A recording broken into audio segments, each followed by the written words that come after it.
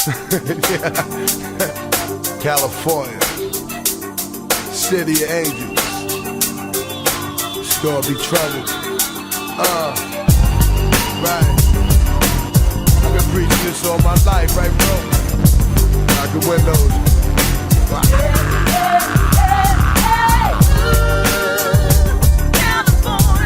Watch out. There we go. City of dreams.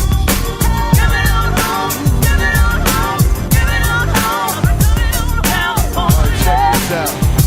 City of angels, California, one hell of illusion. Models turn stripper, 4 stars in movies, Compton, Beverly Hills, Hollywood Hills, Sunset Boulevard, girls walking the strip, stars and screens, ghetto kids star to eat, fake cool.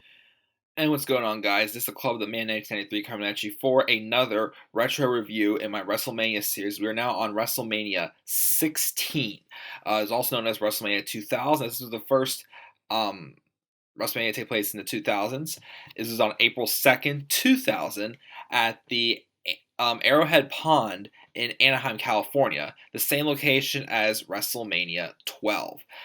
Overall, I mean, personally, come from a fan who has not watched, too much this far yet, I thought it was a pretty solid show. I know a lot of critics do tend to say that they didn't really like this show because of the main event. It was a fatal 4-way elimination match with a McMahon in every quarter, Triple H the champion taking on The Rock, Big Show, and Mick Foley. I do hear rumors that that people thought it should have been The Rock and Triple H, which they did have, the momentum of that match, but I still thought it worked out for what it was. We'll talk about that match when we get more so towards there. Just a little bit of background that I have as far as, about the show.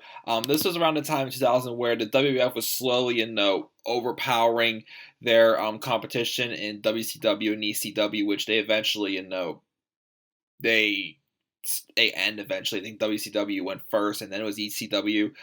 So the WWF was still pretty much on fire this time. It was one of the better years for the company. We had some stars debut. Some big stars debut in this WrestleMania. It was their first WrestleMania, such as, Kurt Angle, Chris Benoit, Chris Jericho all participating in the match. We got Eddie Guerrero as well. And that's all I can think of at the moment for now. And of course we had the triple threat triangle ladder match for the tag titles with the Dudley Boys, Edge and Christian, and the Hardy Boys. Spectacular match. We'll get to that when we talk about it. Most of the rest of the details I could leave for the main event because most of the stuff that I have written down. There was no Undertaker this WrestleMania, and there was no Stone Cold Steve Austin as well. Taker, I think, it was some kind of injury. Stone Cold Steve Austin was dealing with some serious neck issues, and he was very limited. I mean, again, despite the impactful career he had, his career was not too long lived since his neck injury happened. So it was a shame, but he did all he could, and it was how he was around the out of the ballpark. But we will see him in the main event WrestleMania again next year, WrestleMania 17, which I keep hearing is the best WrestleMania of all time. I look forward to seeing it when I watch it next. But first, let's talk about WrestleMania 16, which was still a pretty good show. I enjoyed it for being just a late bloomer fan. We had our first match, which was not really too great of a match. It was The Godfather and D'Lo Brown versus Bull Buchanan and Big Boss Man. It was an okay tag match. It wasn't really anything too spectacular. Probably could have. It felt like a little bit of like a pre-show match or whatnot. Boss Man and Bull Buchanan win. Just a okay opener. Probably could have been just on a pre-show match or something. There was any other WrestleMania, but whatever. It was okay. It wasn't really anything amazing. This match I thought was fun. It was the World Federation 24/7 Hardcore Championship 15-minute Battle Royal. People in this match were the champion Crash Holly, Taz, Viscera, Mean Street Posse, Hardcore Holly, Kai and Tai, which is a team of Taka, Michinoku, and Funaki, versus the Headbangers and the APA, Bradshaw and Farouk. I remember seeing a match like kind of similar to this. I think it was a scramble. I think I once watched like from like a more like recent pay per view a few years ago with the ECW Championship. Had like Tommy Dreamer, Jack Swagger, and Christian involved in the match. Can't remember, but I mean, it's a match similar to this where it's like the match goes on for a certain amount of time, and then whoever if you pick up the victory, you're the current champion. And you just have to keep hold of it until the time runs out. That's pretty much what we got in this match here, and I thought it was pretty fun. We had a lot of weapons used in this match. That was cool as well. It went all over the arena as well. Even went backstage, and it was falls count anywhere as well, so it didn't have to be in the ring. I liked how like it'd be like the winner and your new hardcore champion, and all of a sudden the winner would just start getting ambushed. For the most part, I found that pretty comical. It's like you didn't have a moment to celebrate. You were just like yeah, or whatnot, just getting attacked. But in all seriousness, though, the only thing that I thought was weird, and a lot of people think it's weird, was that ending. I think Hardcore Holly had Crash upset for a pin, or Crash had Hardcore set with a pin.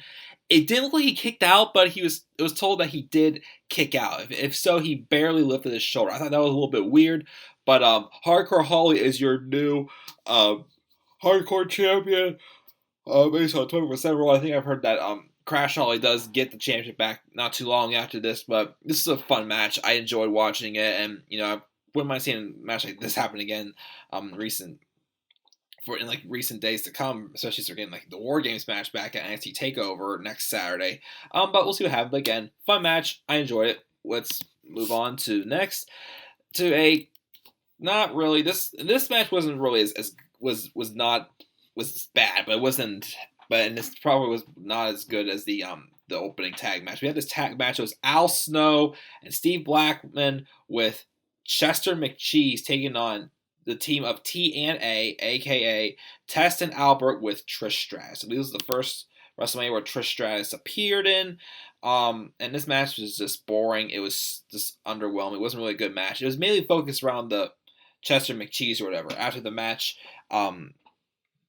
Al Snow and Steve Blackman attack Chester McCheese, saying we're going to cut the cheese just for a little bit of humor. But the match wasn't really anything good. It wasn't really that memorable at all. But that was the lowest point of the show. After this, everything else was pretty solid for the rest of the way through. Especially this next match. Probably the match of the night. Now, this match was good, but I know they have better matches to come. The WWF Tag Team Championship Triangle Ladder Match. The Dudley Boys, Devon and Bubba Ray, which I just saw Bubba Ray at the ROH Live in Pittsburgh, pretty much announcing his retirement because of his neck issues or whatever he has, which that was cool to definitely see him send off. He was under the name Bully Ray with that segment. And then we had Edge and Christian. This is their first WrestleMania as well with the Dudley Boys, and also the Hardy Boys. And this was the night, apparently, that Jeff Hardy did his first ever Swanton Bomb. And I'm trying to think, too, how old would Jeff Hardy have been this time? Because I remember when he returned to WrestleMania 33, he said, I'm 39 years old, I can still do a Swanton Bomb. So you think about it, Hardy would have to have been 22, 23 maybe at this time. Still, it's pretty young. I mean, he's had the hairstyle going and everything, too, but I didn't realize, he was probably that young whenever it happened. This happens when you got into the World Wrestling Federation. Yeah, a fun match. It was just very physical. The ladders were used well. There were some tables in it, but the TLC concept was not quite born yet.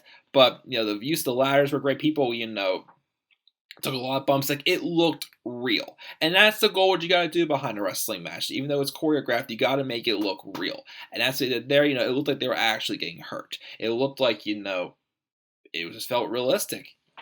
It was just a lot of great. These three teams just gelled together. They do great things for the tag team division years to come. And I believe it's next year we'll get something even better. Because it also one of my favorite moments that I've seen, and highlights that I've, watched the match before already because of this highlight, but we'll get to that next year. But a really fun match between these three teams. We then had a cat fight. The special guest referee was Val Venus. It was the Cat with Mae Young taking on Terry Runnels with a fabulous Moolah. This match, it was weird because you won by throwing your opponent out of the ring, even though it kept saying, the referee kept getting distracted by other things, and when someone was out of the ring, Val Venus didn't see it, but I think it ended up being Terry Runnels. Runnels won the match when Kat was seen out of the ring. This match, though, it wasn't really anything meant to be anything that good. I mean, after the match, we did have an attack from Mae Young on the Fabulous Moolah, and just get their comeuppance since they screwed the Cat out of the victory. But it was a cat fight. What do you expect? I mean, it was at the time, the WWF was like within the TV 14 era. They were trying to show off attractive ladies in the ring as well. It was more so about that than this wrestling. How they brought that back in 2016 was more about how women can actually wrestle and not just look good. But it was what it was. Wasn't terrible. It was entertaining, and it did its job. We then had the Radicals, Eddie Guerrero, Dean Malenko, and Perry Saturn taking on a team of Too Cool and Chyna. This is where Chyna was no longer with DX. She's with Too Cool now, but this was also built to a love story that I've heard about, but I haven't really gotten to see much highlights of, between Eddie Guerrero and Chyna. And of course, this match, it was mainly focused on that. Chyna was, up wrestling guys because, she's a big woman. She looked like a man pretty much to begin with. She became a 2-time Intercontinental Champion around this time as well. She was making just a huge statement for her career. She's not in the Hall of Fame because of other issues, and she just passed away about 2 years ago. A year or two ago, I can't remember exactly. It was 2015 or 2016. Rest in peace, Chyna. But this match is based on the upcoming story involving her and Eddie Guerrero.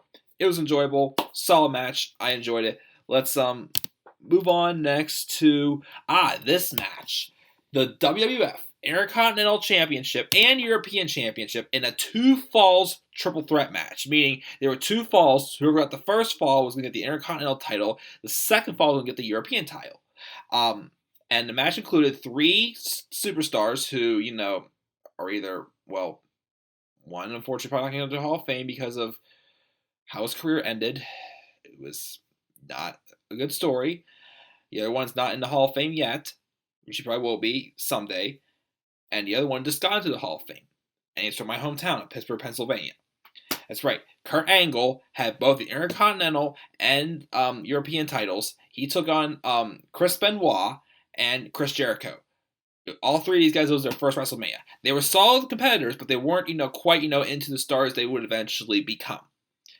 The first fall was for the Intercontinental title, the second fall was for the European title. It was a good match. Again, for being the first time these 2 guys were in there, and for not being as developed as they were probably in the next year or 2, it was still a strong match. This is the year Kurt Angle had one of the best debut years. He won, I believe, the Intercontinental and European titles. He won King of the Ring. But by the end of the year, he did win the world title off of The Rock as well.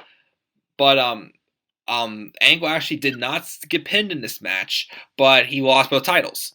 Chris Benoit took the Intercontinental title, and Chris Jericho took the European title. It was a good match. Again, these 3, definitely, developed more, but for a first-time match on WrestleMania for these 3, it was still a pretty solid match. So I'll give that to them. Your new Intercontinental Champion, again, is Chris Benoit, and new European Champion is Chris Jericho. And, of course, Kurt Angle was flipped afterwards because he did not get pinned. He was putting anybody in ankle locks at that time. I think he was just, putting people in, the cross-faced chicken wings. I think he was briefly managed by Bob Backlund, Mr. Bob Backlund, who tried to make Darren Young great again, and unfortunately, it did not work. But we're not going to talk about that. We're going to move on to this next match. More of just an act, a character match. It wasn't anything too spectacular. It was the team of Road Dogg and X-Pac, which a lot of people say this is where X-Pac's career went down the drain because, he was a great babyface. People loved him, but they turned him heel, and that kind of set his career down the tubes. Again, I'm not touch about, but this is what I've heard. Excuse me. And then we had Then they come into the ring by Tori. They took on a team of Kane and Rikishi, which I think this was his first WrestleMania as Rikishi. It took him a while to find like a gimmick that got Rikishi over, and this is what he needed. You know, the big guy with the big rear end just rubbing it in the face, everybody's faces. It's awkward, but you know, it felt like more of a character match. And Paul Bearer was at ringside too with Kane as well. You know, just the winners were Rikishi and Kane. After the match, remember the Too Cool came up with the sunglasses on Rikishi, started dancing. There was someone in a chicken suit out there, and Kane, I think it was Pete Rose, what happened last year. He tried to take the head off of it, but it wasn't Pete Rose. As Pete Rose came from behind, tried hitting him with a baseball bat, turned around, and Pete Rose got himself nailed. Again, as always, for the third year in a row, Pete Rose got destroyed. But going to the WWE Hall of Fame. We're getting just tombstone 3 years in a row by Kane. Again, the match wasn't anything too spectacular. It was average. It was just more just like, just an angle and whatnot. And then we get into this main event. A McMahon in every corner. The WWE World Heavyweight the WWF World Heavyweight Championship. No disqualification, fatal 4-way elimination match. It was a champion, Triple H, with Stephanie McMahon-Helmsley in the corner. Yeah, that was the McMahon-Helmsley era. Which, by the way, also, at that time, character-wise, Stephanie and Triple H were married. But in real life, they weren't married yet. I don't know if they were going out yet at the time or not. But we had that. We had The Rock with Vince McMahon in his corner. We had Big Show with Shane McMahon in his corner. And then Mick Foley with Linda McMahon in his corner. Now, again, let's get back to what I was saying earlier about why people thought this main event was not right. Because it was supposed to be more The Rock versus Triple H. The Rock won the Royal Rumble that year to face Triple H, who I think he was involved in this feud at the time with Triple H, which he was feud with Mick Foley. He had like a street fight, I think, at the Royal Rumble. They had another match. Can't remember what stipulation it was. I think they had a Hell in a Cell match. I'm not 100% sure though. But Triple H had won his matches there. But then the Big Show, for some reason, I think the Elimination Chamber challenged The Rock to a match, and he won. At first, he was supposed to replace The Rock in the match because The Rock lost his WrestleMania spot, but then he challenged the Big Show again, and The Rock won to get his spot back. And then Linda McMahon added Mick Foley into the match. This was a time where the McMahon family was a really dysfunctional family. Stephanie McMahon turned on Vince after she married Triple H, and then Vince went on a hiatus for a while, but he came back though eventually. And that's the night he came back, and he hit Shane with the chair, sent up the tension between those two. Well, I think they had their match at WrestleMania. I can't remember what year they had their WrestleMania match. Maybe next year. I can't remember off the top of my head. I know it's coming up though.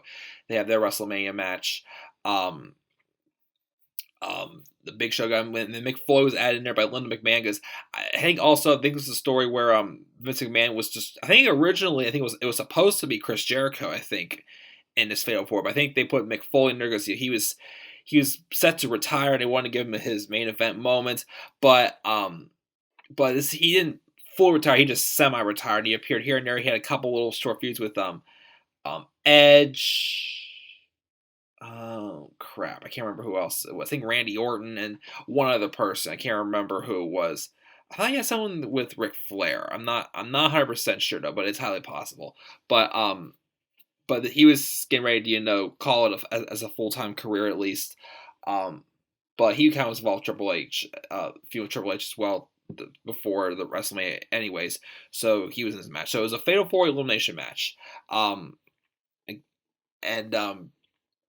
The Big Show was out pretty quickly. He got out after Shane got hit with a chair in the back, and then off distraction, The Rock hit the Big Show with the rock bottom to eliminate the Big Show. Okay, Mick Foley stuck around the match a little bit longer. It was weird though, because for a while him and The Rock and Sock'em team, whatever they called them, was teaming up on Triple H. But then after a while, Mick Foley, I think, either may have been from when The Rock went to hit Triple H with the bell, he accidentally hit Mick Foley. I don't know if that's what caused Foley to turn on The Rock. And all of a sudden now it's, Foley and Triple H working together. I guess Foley wanted Triple H himself. But then Mick tried doing this, dive onto the table with The Rock there, and I guess he just missed it. It looked like he hit it into his sternum. And And then Triple H hit like 2 or 3 elbow drops onto the Rock before the table finally broke, and then he shot into the ring and he just pedigreed Foley twice. The first time he kicked out, the second time was on a chair, and then Foley didn't kick out. And the rest of the match was the Rock and Triple H, which it was a good moment. I think Shane did come back though and attack his father. Eventually, Vince would come back though, and to surprise, he cost the Rock the title. I think the Rock was set to win it, but then Vince came in, he hit the Rock with steel chair. Afterwards, the Rock was furious, and I hear also, Stephanie McMahon at this time was kind of like how she is today, or not as much today since we only saw her last week for the first time since she was put through the table at WrestleMania 33. Well, take that back. We did see her when Vince got attacked on SmackDown, but that doesn't really count. But at the time, Stephanie McMahon was the same person. She betrayed Vince. Vince left the company. Stephanie took over, and Triple H was getting everything he wanted pretty much. This is again the rise of the career of Triple H. Why he's very dominantly known for being his heel run. But she was doing what she does today. But except at the time, Stephanie was getting her comeuppance. Like today, what makes her so annoying and gives her white heat is the fact that no one can give her comeuppance. No one can hit her. Nobody can, attack back. Nobody can one-up her. But this era, though, she was still. And after the match, The Rock was furious. He took out all the members of the McMahon family. And, he took out Vince. I think he took out Shane also. I can't remember if he went that far. But he even went as far as taking out Stephanie because she was the one who was just the biggest thorn in his side for an entire year. Imagine if they would have, done something like this with Roman Reigns when he feud with Triple H. It would have made a lot more sense. But didn't happen. But the show ends with The Rock hitting Stephanie with the rock bottom and a people's elbow, given his comeuppance. Awesome. Well, giving Stephanie her comeuppance pretty much, what she deserved. But yeah, Triple H still retains the title due to the Vince McMahon turning on The Rock, but The Rock, gets payback on the McMahon family. But that is it for WrestleMania 16. Again, the only 2 matches that were kind of like mad. Well, one was like down there, the 2 tag matches, one at the beginning and one in the middle with the Chester McCheese. That one was the lowest point of the show, but everything else was still pretty solid on this show. I'm going to give this show a B, a solid B. What are your thoughts on WrestleMania 16? Leave your thoughts down in the comment section below, and make sure as always, click that like. I can't get tongue twisted. Please make sure to click. I can't speak tonight. Click that like and subscribe button for more content to come to this channel. Be sure to also follow me on Twitter at TheManAirborne93. I'll see you in my next video, which will be a review of WrestleMania 17, which again I've been told is the best WrestleMania of all time. Right? I look forward to seeing that. So we'll see what happens next time on WrestleMania 17's Retro Review. Until then, guys, I'm the Club Man 1993. See y'all later.